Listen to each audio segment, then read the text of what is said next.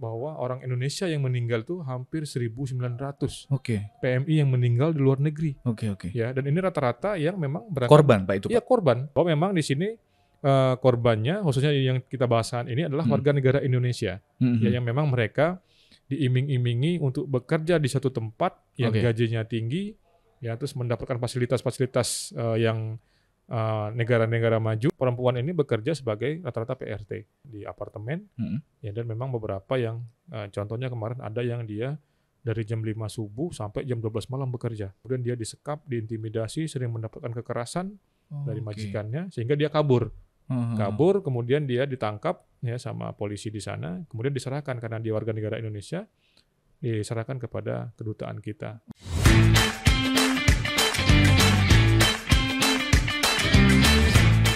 Kemarin rame Pak di Instagram kita Dialog Cirebon tuh ya. Iya. Ada yang komen, TPPO tuh apa gitu. Berarti ini istilah TPPO tuh masih banyak yang belum paham istilahnya belum Pak. tahu, belum mengerti. Belum, ya istilah baru juga mungkin atau gimana? Oh, sebenarnya enggak. Karena TPPO itu kan merujuk kepada undang-undang yang sudah ada. Sudah ada sebenarnya. Undang-undang ini sudah ada dari tahun 2017. Oke. Ya kan? Kita akan bahas lebih dalam mengenai hal yang lagi rame ini. Selamat datang Pak Kasat Reskrim Polresta Cirebon, Pak Kompol-Lantan, Pak. Terima kasih sudah datang di Dialog Podcast, Pak. Iya, sama-sama. Jadi sudah berapa kali Pak menangani atau sedang sibukkah dengan TPPO ini, Pak? Kayaknya lagi Cirebon terutama nih ya. Iya. Udah mulai nih. Bahkan ada yang terakhir berita kasus maut lah ya sampai akhirnya mati atau apa gitu, meninggal ya. Gitu. Iya. Berapa Pak kasus di Cirebon yang memang lagi di sorotkah gitu loh istilahnya terkait TPPO ini, atau melihat fenomena TPPO ini seperti apa? Karena dulu tuh kalau nggak salah istilahnya kan penyelundupan gitu kan, atau perdagangan dan sebagainya gitu loh. Iya.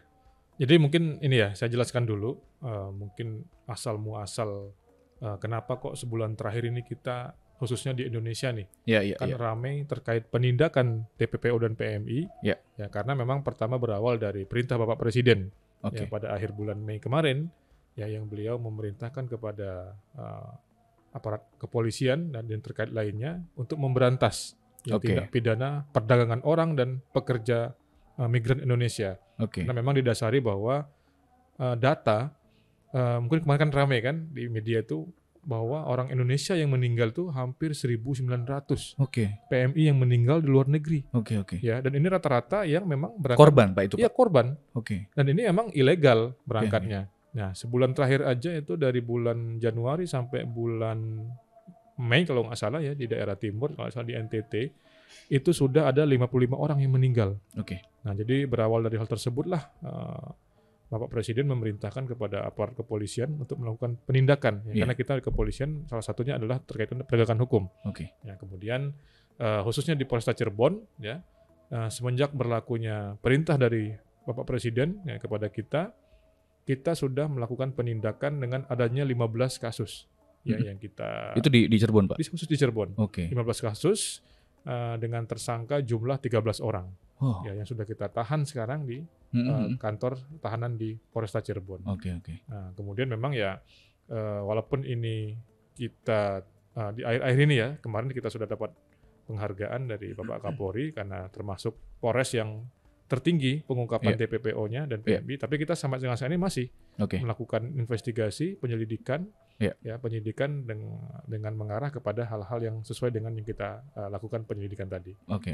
Berarti ini nih, namanya tindak TPPO itu tindak pidana perdagangan orang, Pak ya. Jadi itu sudah ada memang di dalam undang-undang sudah lama. Apalagi ada atensi dari Pak Presiden, Pak ya. Iya. Dan tanggal berapa kemarin? 12 Juli.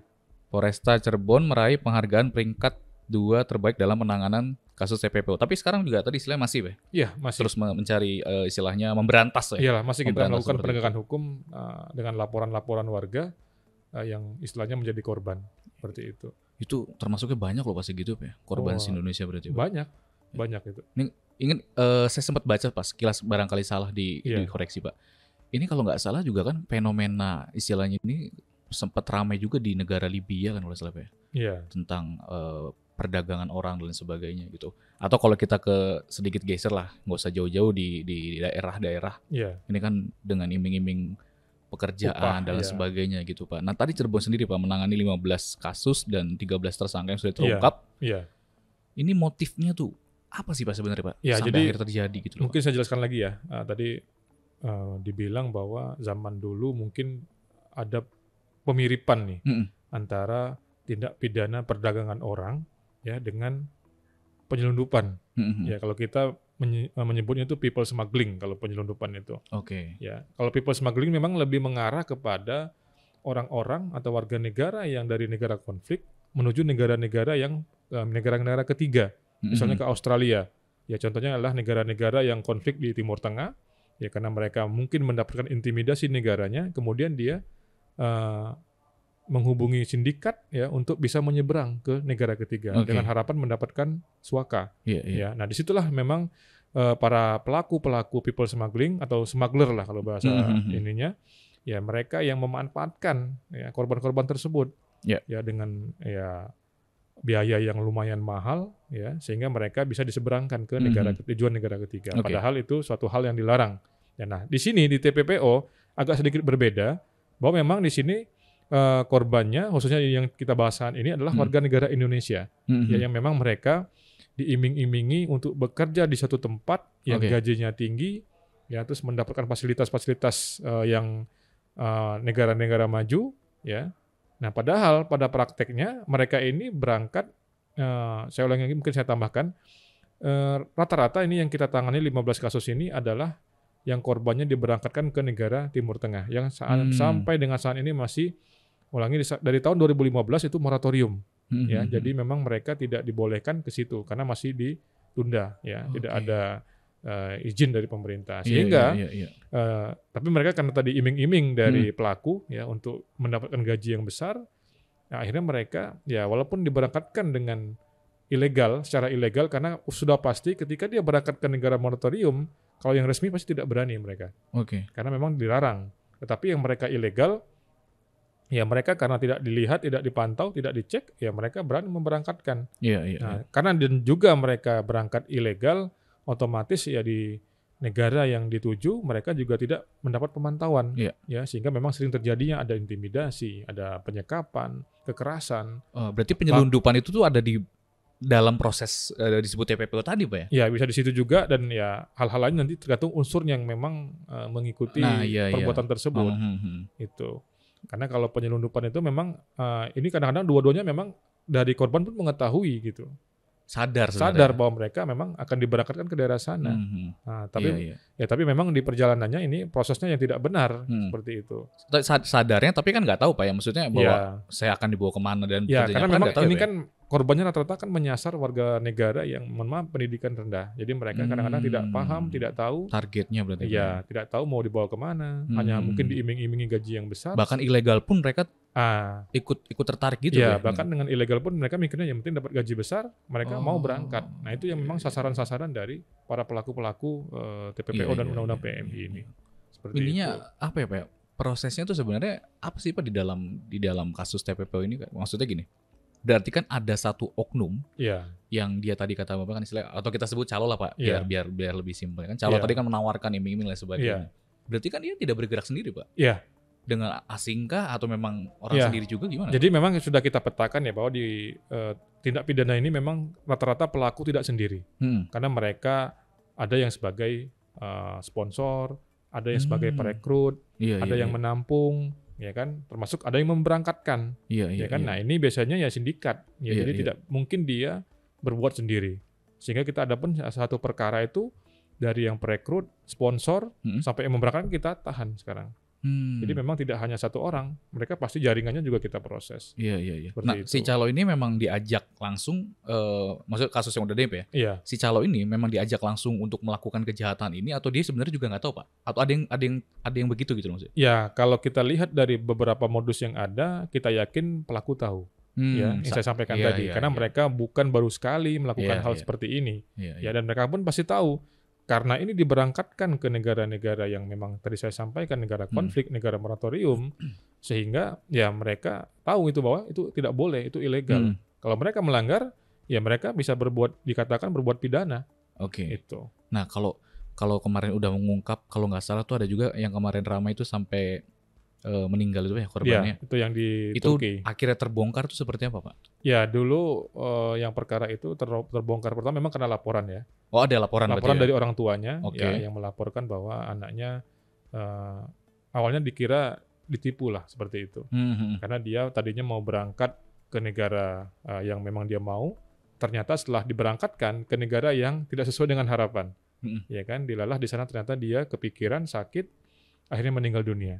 Ya kan, kemudian kita melakukan investigasi, penyelidikan, dan benar setelah kita cek, ya dia ini berangkatnya unprocedural, ya tidak sesuai dengan aturan, dan diberangkatkan ya tidak melalui perusahaan BP2MI seperti itu. Jadi perusahaan-perusahaan yang memang mereka memiliki legalitas untuk memberangkatkan PMI, nah ini memberangkatkan tidak ada. Seperti itu, sehingga kita kemarin menetapkan tersangka orang yang merekrutnya tersebut.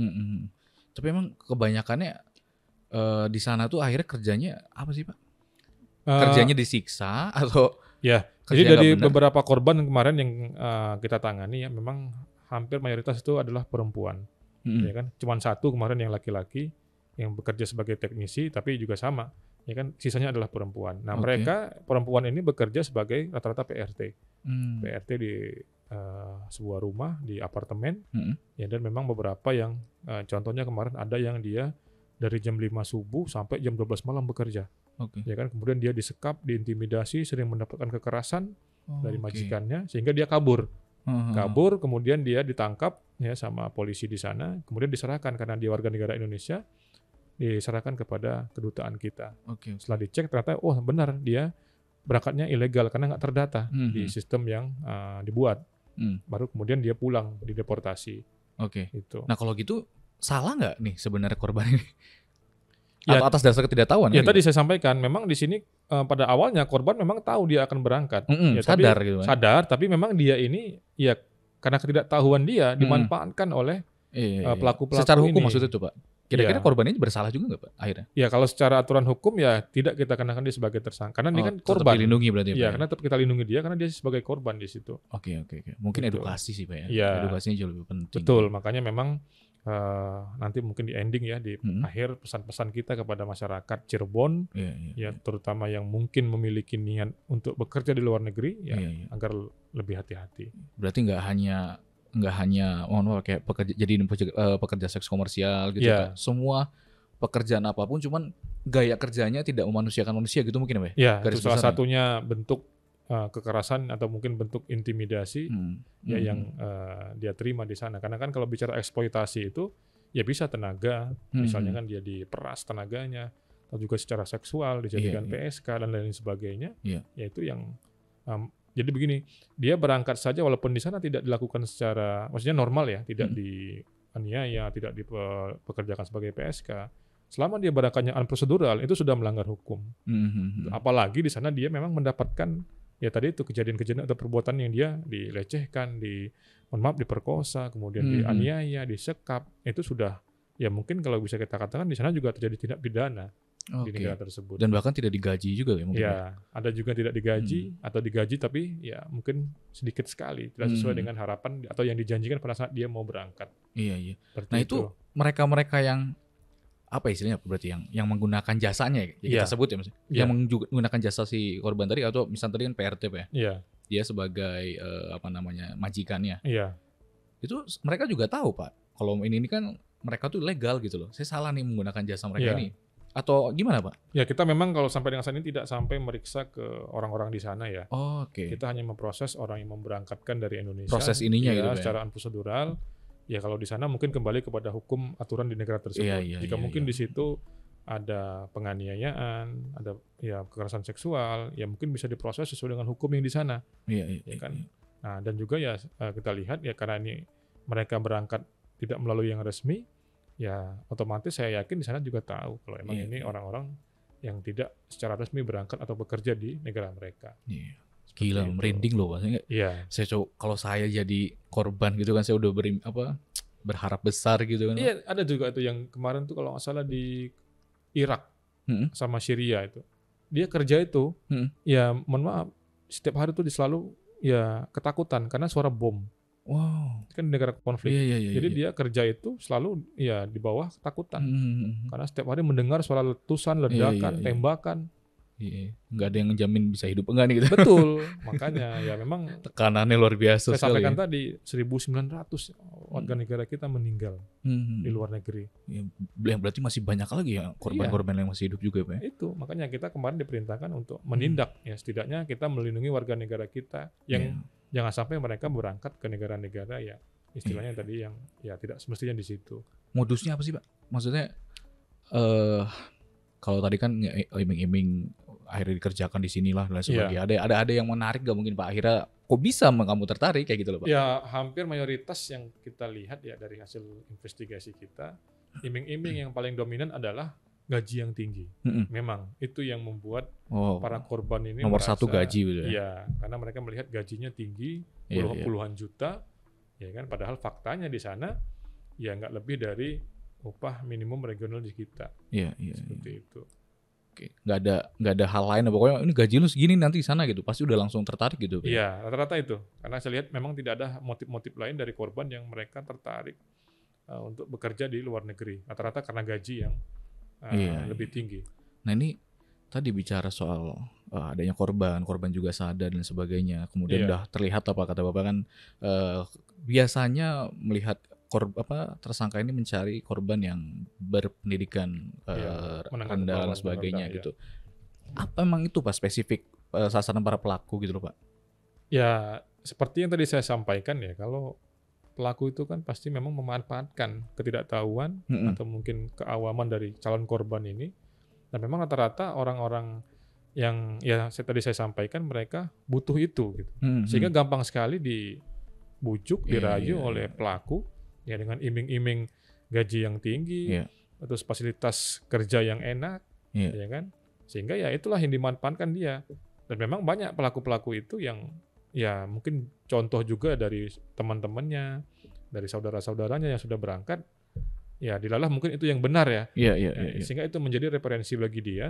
Oh berarti bekerja di luar negeri itu gajinya besar, seperti itu. Iya. Itu. Berarti udah di master, udah nge-grand design mereka Pak ya? Iya. Untuk nyari target korbannya gitu. Iya, karena memang saya bilang tadi, dia tidak bekerja sendiri.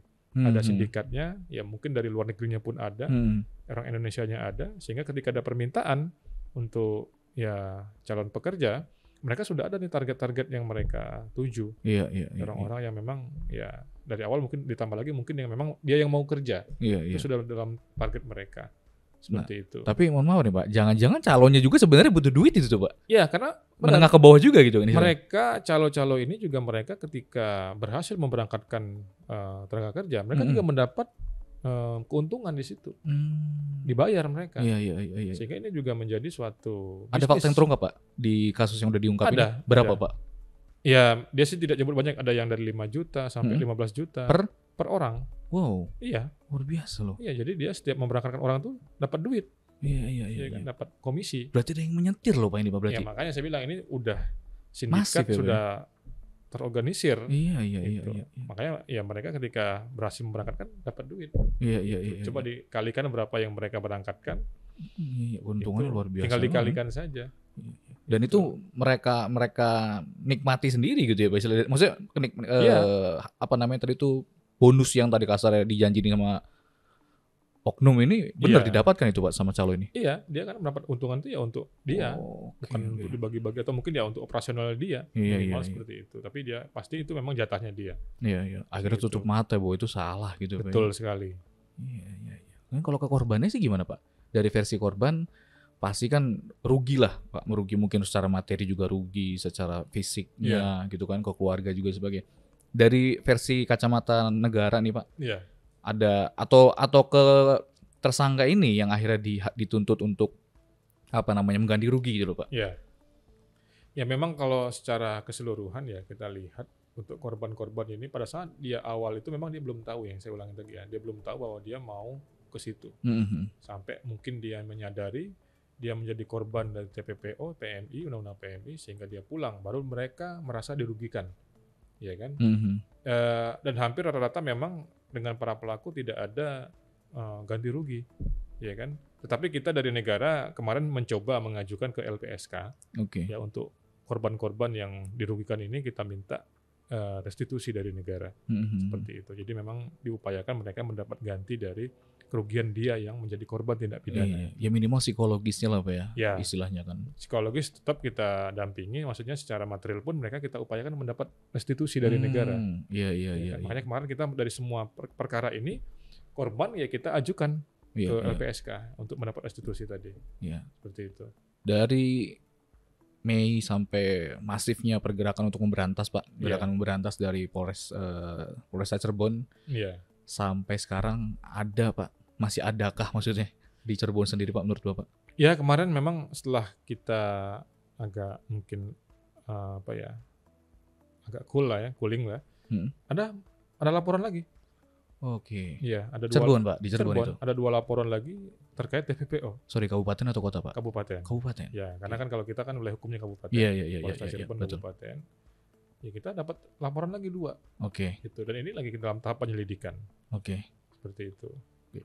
Masih banyak mungkin Pak ya? Ya, dan saya yakin pun juga ya bagi korban-korban yang memang mungkin belum sadar, ya ketika kita sudah masif melakukan penindakan, mereka mungkin membaca kan melihat, berarti kemarin saya berangkatnya prosedural tuh. Itu ya memenuhi unsur, mereka pasti lapor. Iya. Kalau tadi kan laporan Pak. Iya. Kalau tadi laporan mungkin ya gitu juga nggak tahu siapa yang tahu. Kalau ya kepolisian juga mungkin nggak tahu Pak kalau di lapangan seperti apa gitu kan kalau tidak laporan. Tapi ada nggak sih Pak langkah-langkah lainnya gitu Pak selain laporan untuk udah mulai membaca nih dan sebagainya? Oh ya pasti kita kan juga melakukan investigasi saya bilang tadi ya. Tidak semua memang dari laporan mereka juga. Ada yang memang dari kita yang melakukan penyelidikan awal, kita mengetahui kantong-kantong istilahnya ya yang orang memberangkatkan tadi, terus kita cek prosedurnya, ya kan setelah kita mengetahui dia berangkat tidak prosedur, ya kita baru melakukan tindakan kepolisian di situ. Oke. Gitu. Jadi ya karena memang korban tidak mungkin nggak kita periksa karena untuk kepentingan pembuktian. Iya. Kan? Makanya korban-korban pasti kita periksa. Untuk memenuhi alat bukti dalam proses penegakan hukum nantinya. Oke. Seperti itu. Ini yang terakhir kan kalau nggak salah berita yang tadi kemarin itu sampai meninggal itu orang Cirebon itu Pak? Orang Cirebon memang beliau? Iya, itu orang Cirebon yang mau berangkat ke kalau nggak salah Korea. Oh, meninggalnya di Arab ya? Kalau nggak salah berarti. Meninggalnya di Turki. Oh, Oke. Iya. Karena sakit ya kalau nggak salah. Iya, karena dia tidak sesuai dengan kemauan dia. Ya, akhirnya dia sakit dan meninggal dunia di sana. Seperti itu. Jangan sampai jadi lagi kayak banyak film-film kan istilahnya yang menggambarkan fenomena itu Pak sebetulnya kan Pak ya. Iya. Dari mulai ya ditawarin lowongan kerja dan sebagainya.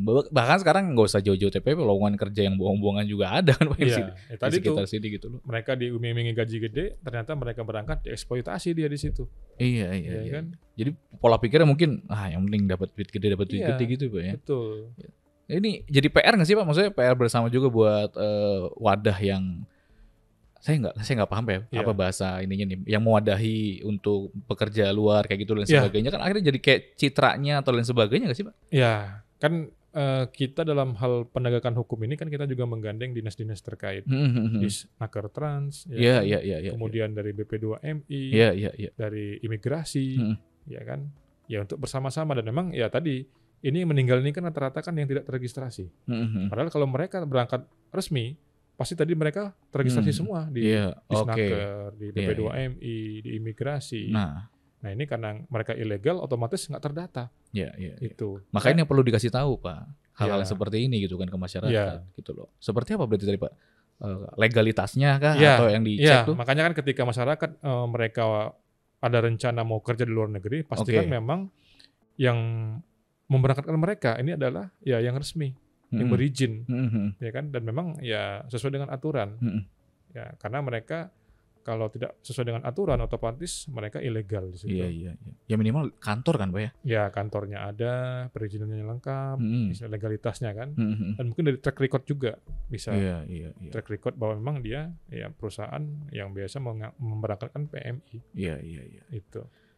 Ya jadi PR bersama Pak ini buat kita semua, terutama saya khawatirnya malah gini Pak, ada saudara saya yang jauh gitu kan, saudara jauh yang ternyata jadi korban gitu dan sebagainya, itu kan rasanya miris sekali gitu loh Pak. Ya termasuk ya buat semuanya lah, jangan sampai terlalu cuek kan gitu sama ya saling mengingatkan lah di lingkungan terkecil dari keluarga mungkin betul. Kemudian ya tetangga, RT, RW, desa, untuk sama-sama ketika ada masyarakatnya, warganya yang dicurigai akan seperti itu, ya sudah saling diingatkan. Betul. Ya kalau udah kejadian kan nggak bisa dibalikkan lagi kan. Kejadian apalagi di luar negeri, itu ya kita agak lebih susah mengurusnya. Iya. Kita berusaha mengantisipasi nih Pak sebagai orang awam nih Pak, berarti Pak. Iya. Terutama buat masyarakat, langkah-langkah yang sebenarnya perlu nih untuk kita hindari. Oh ini kelihatan nih kayak perdagangan orang nih. Oh ini nih seperti apa? Pesan-pesan. Iya, pesan-pesan kita Pak ya dari kepolisian khususnya yang tadi saya sampaikan. Ketika masyarakat mau berangkat kerja, ya harus bisa melihat memang. Makanya kemarin kita kan selain penegakan hukum, juga ada di kita Satgas Pencegahan kemarin. Pencegahan ini bertugas apa? Sosialisasi ke masyarakat terbawah dan kantong-kantong yang memang kita lihat di situ banyak memberangkatkan PMI, ya, ke desa-desa, ke sekolah-sekolah, ke tempat pelatihan-pelatihan, LPK, ya, untuk memberikan edukasi, edukasi kepada mereka apa itu TPPO, apa itu istilahnya prosedural dalam pemberangkatan pekerja migran Indonesia, apa modus-modus yang sering digunakan oleh para pelaku, ya kan, dan tips trik bagaimana atau mungkin ya cara-caranya kita mengetahui apakah perusahaan itu resmi atau tidak, itu semua sudah kita sampaikan kemarin. Kan ya di sini mungkin ya saya agak mengulangi sedikit saja, ya. Kalau untuk masyarakat yang akan bekerja ke luar negeri, ketika ada seperti itu, pastikan benar-benar bahwa ya dia berangkat melalui perusahaan yang resmi, ya kan. Dan dia berkoordinasi dengan dinas terkait, ya kan. Nah ini yang paling penting, harus koordinasi dulu berarti Pak ya. Ya, karena kan nanti kan ketika dia mau berangkat, itu pasti data-data dia itu akan diproses dulu. Iya. Karena sekarang itu kita ada namanya saya juga lupa namanya, yang saya ketahui kemarin itu kita ada satu pintu untuk data-data terkait masalah pekerja kita yang berangkat ke luar negeri. Itu bagi yang resmi ya. Nah kalau itu ada, insya Allah kita bisa melindungi mereka karena mereka berangkat ke luar negeri pun karena resmi pasti kan ada dipantau, ada dicek. Dan insya Allah ya kalau mereka seperti itu tidak akan adanya perbuatan-perbuatan yang tadi saya sebutkan lah. Ada intimidasi, kekerasan dan lain sebagainya yang negatif-negatif. Terus perang Pak sama tindakan yang sangat keji sekali nih Pak. Iya ini terus hadapi Pak. Iya, kita sampai dengan saat ini masih ketika ada laporan masalah TPPO dan PMI, undang-undang PMI, kita masih melakukan penegakan hukum. Iya, sudah merenggut hak-hak sebagai manusia kan untuk hidup ya Pak, istilahnya seperti itu, sampai melakukan perdagangan dan sebagainya. Dan luar biasa kinerja dari Polresta Cirebon, kita ucapkan selamat atas penghargaan ya Pak kemarin dari Pak Kapolri langsung. Ya, Jenderal Polisi Listio Sigit Prabowo ya. Sebagai peringkat kedua tadi ya.